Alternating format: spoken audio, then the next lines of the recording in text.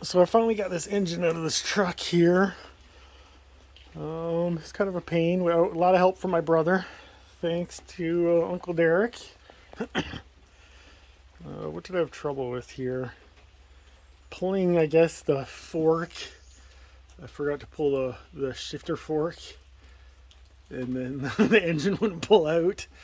What about else? Oh yeah, there's not a lot of room to get these bolts out. So I did this. I saw this. Somebody did this online. The bell housing to track all the bolts, but it's pretty easy to remember where they go.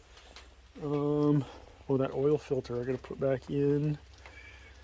I had to buy this breaker bar, a shorter breaker bar with like stumpy sockets. I think this is the one I used because there's not a lot of room between the firewall and the engine to get those bolts out. Yeah. So, get out of there. Get back on there. This oil filter back on. There it goes. I had to borrow some tools from my neighbor to get that off. So the last engine mount bolt was under there, and it was a pain to get out with that oil filter. So I borrowed. Luckily, my neighbor had some oil filter pullers in this one, but it was too small. The mounts are destroyed on this thing. like this just like crumbles the rubber, so I gotta change those mounts. The metal part looks okay. I guess it just needs new rubbers probably. Yeah, and the frame looks good underneath there, I think. I hope. There's the tranny, so that puppy's got to come out next. I got a jack holding it up right now a little bit, or supporting it a little bit. Because I'm going to put that 4-speed in, or 5-speed in. What else did I have trouble with? Some of the wiring harnesses, because they're so brittle and they fall apart. Both those wires broke off on the one coming to the distributor, but everything on this engine I'm changing. I just pulled it to reuse the block. Like valve cover, valves, everything. Here's the clutch back here. I can't see what the plate looks like, but can you see it? No, not really, because it's all, when I unbolt that I will. Those valve covers too, I can't get off. I don't know why. So I'm gonna trailer this thing up, take it to the city, and hopefully get somebody that can help me rebuild it. So I want to get somebody to do the pistons and the crank, and then I'll probably put my own valves on, but I need like a little guidance with it. But yeah, it's out finally. What a pain in the butt. Oh, the other thing I had a lot of trouble with these exhaust flanges. So this one here, I cut that bolt because it broke a socket trying to get it out. And then I just cut through the flange. So the rest of the exhaust is intact, but I'm not gonna reuse it anyway. But if I had to put it back on, all I have to do is get that the flange there that I cut. And then on this side, where is it there? Yeah, this one just like splits in half, so that's like a nice one. It's easy to take off there. New headers. It's gonna be probably a new oil pan I'll put on. I don't know about that carb, if I'm gonna reuse it or not.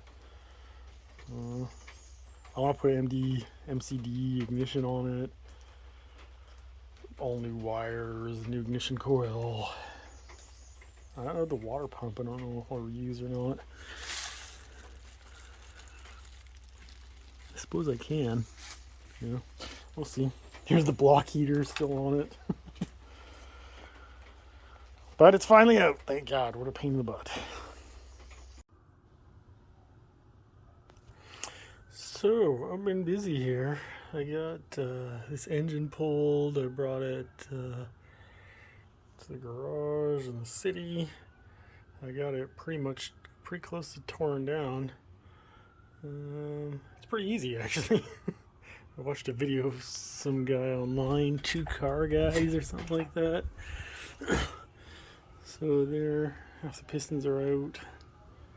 That half is still in. The whole top end's off. Here's the valves. Heavy old cast valves. Getting rid of those. Gonna go aluminum. Buble. Another one. There's the plugs. Here's the seat. I'm gonna get reupholstered. It's pretty cool. Chill on that seat right now.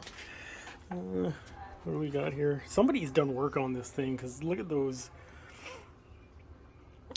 flat tappets there. They look like new.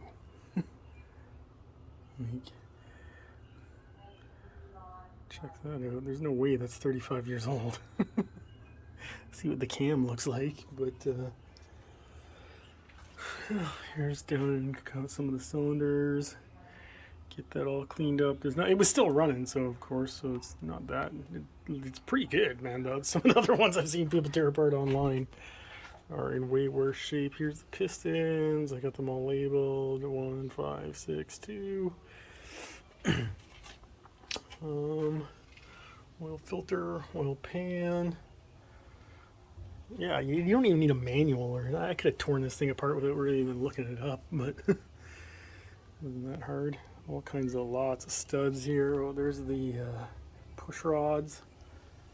What else we got around the carbs in that bag, but yeah, I don't know. I'm definitely getting rid of that intake manifold, man. It is heavy. It's all cast. I don't know why. Built to last, I guess, but super heavy. Those the exhaust manifolds also cast, super heavy, super tough, but let's go with something lighter. So yeah, get the rest of this wrapped up, and this thing will be ready to go in the machine shop and get all honed up and painted and looking pretty. So I got this engine totally torn down now. I actually don't even have the block because it is at the machine shop. But I found some pretty big problems in it. There's one of the worst things. It had a bent connecting rod on cylinder 4. And also cylinder 8 and 5 were, we think, hydrolocked at one point, which is probably what bent that rod because they tried to start it with the water in the cylinders. They were really badly pitted. I bet it had like no or very little compression on 5 and 8. And it's not even the original engine and the original block. So the shop I took it to is called Beatty and Woods in Mississauga. There's an oil pan down there, a bunch of parts there. And there's some like old school hot rod guys. They're awesome. They gave me kind of a tour of the shop. I should have videoed it. Oh, there's the cam. So somebody had done... So yeah, so they told me, Chuck told me that this is a 70s engine. So it's like maybe 10 years older than the truck. And I think it sat in a junkyard or something, someone's backyard, cylinders filled up with water. Somebody tried to start it. Then they probably, I guess they drained the water or something. And then it looks like, from the looks of that cam, I bet you that's not original. And that cam's actually in pretty good shape. That somebody had somewhat rebuilt it. There's also, the reason I couldn't get the cylinder covers off, the valve covers off, is because there was so much RTV on them. They were like glued on. They put it on both sides of the seal. Oh yeah, here's another thing. I think I showed you guys this before in another video, but so that cam I think was changed, and I think these lifters were changed because probably the old ones were junk because they were like 40 years old or 45 years old. And that oil, some of the gaskets must have been leaking at some point because there was RTV all over that oil pan, all over the valve covers. So somebody did somewhat of a refresh on it, but the cylinders were crap on 5 and 8 and bent rod on 4. So it's definitely good that I'm having it rebuilt by some pros with a long history of like hot rodding. So they were worried the block was bulged. Chuck at Woods, Beatty and Woods, And he mic'd it just the other day, and he says it's still good and still usable. And for some reason, he said that that 70s block is better than the 80s block. I don't know, it's a little thicker or something. I don't know. Has some beef in the right spots, I guess. So they're gonna machine it up. He's gonna call me on Tuesday and give me like a bunch of options for heads and intake and all that stuff. I think I'm gonna go with like a whole Elderbrock setup because they have these like combos that have it all with them. But I want definitely roller like a roller cam and roller like hydraulic roller tappets, and aluminum, as much aluminum as I can get on it. Aluminum intake, aluminum heads, maybe an aluminum water. But yeah, probably aluminum water pump because I'm not going to reuse that there water pump. uh, New headers that don't weigh a ton, or exhaust manifolds, whatever. So yeah, I guess I'll make another video when I get the block back and start getting some parts in. And so, oh yeah, another big thing that I decided is that, where is this thing? Is that, so I tore the last bit of it apart on this engine stand that I got from Princess Auto for like $120 or something like that. So I'm going to rebuild it myself. I'm going to get them to do the machining, order me the parts, probably press the pins in the rods and through the pistons because I don't have a press to do that. But everything else I think I can do myself. I watched some videos on YouTube, so I'm an expert, right?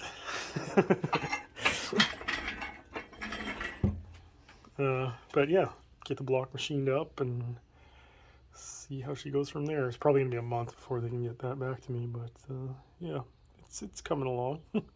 Possibly for the fall, I'll have it running again.